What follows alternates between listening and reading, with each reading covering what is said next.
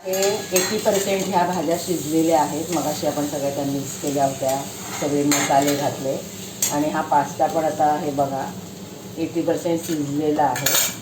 आपण ह्याला कट करून थोडं बघूया. आता ह्याला आपण असं सुरीने कट करून बघूया. ते कट झालं.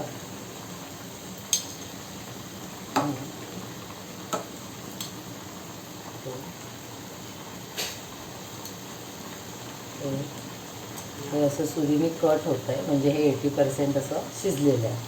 आता हे नळाखाली आपण चाळणीमध्ये आता आपण ह्याला ड्रेन करायचं आहे.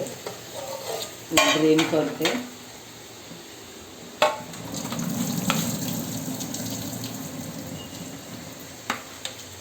आणि हे थंड पाण्याखाली आपल्याला धुवून घ्यायचं.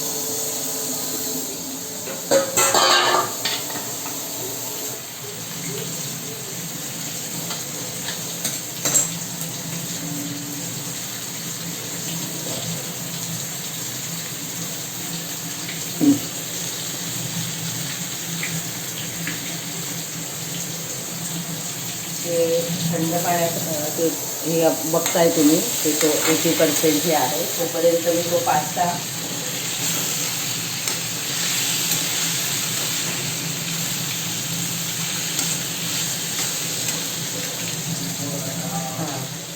तर हा आपण असा धुवून घेतलेला आहे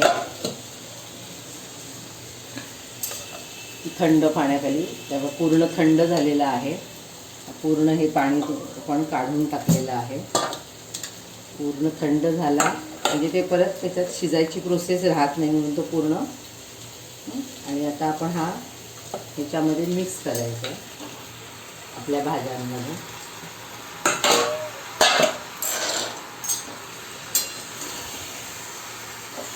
5 मिनटं असं मिक्स करायचं आहे, 5-10 मिनटं, की मग आपला हा पास्ता, इटालियन पास्ता रेडी झालेला आहे. हा ड्राय पास्ता आहे विदाऊट सॉस.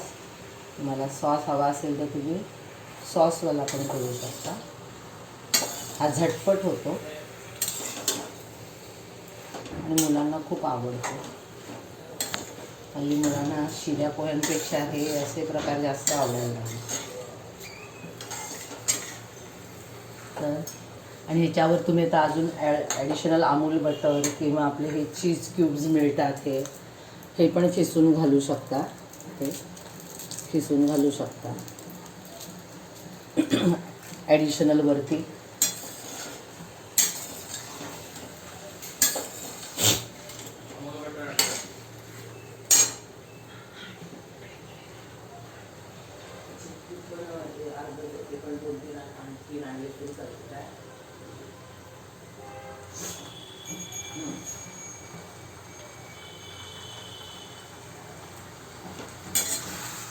तर असा हा आपला पास्ता तयार झालेला आहे.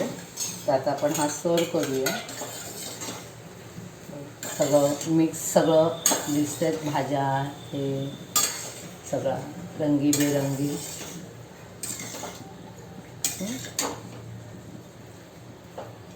आता हा आपण सर्व करूया.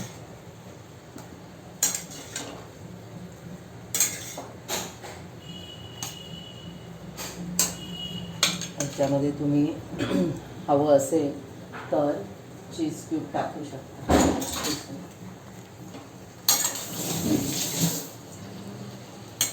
हे चीज क्यूब आपण ह्याच्यामध्ये टाकूया वरती.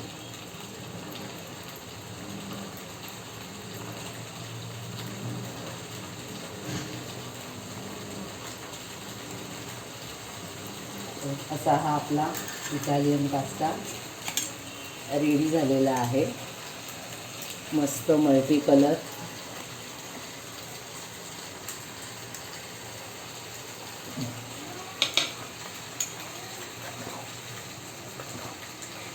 असा हा आपला इटालियन पास्ता रेडी झालेला आहे, मस्तपैकी मल्टी कलर.